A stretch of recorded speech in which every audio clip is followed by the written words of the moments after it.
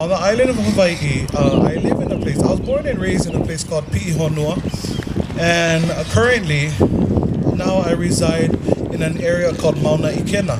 And Mauna Ikena in English is Mountain View, the Mountain View area of Hawaii Island. So we're right before Kilauea, Tutupele, so we kind of right there, when get the fireworks at Kilauea, can see from my hale. And so if you guys was watching the news just recently, Tutulere, she's going off. Yeah, her presence is known, and she's putting on a spectacular view for everyone to go and see. And so I'm gonna do this mele, since we have so much action on our island right now.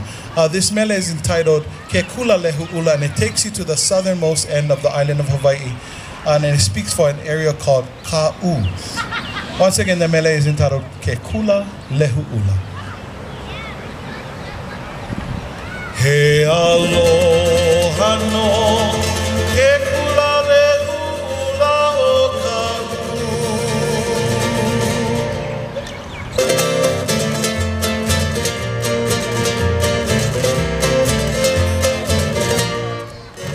He aloha no ke kula lehuʻula o Ka'u. Kahi o nā pua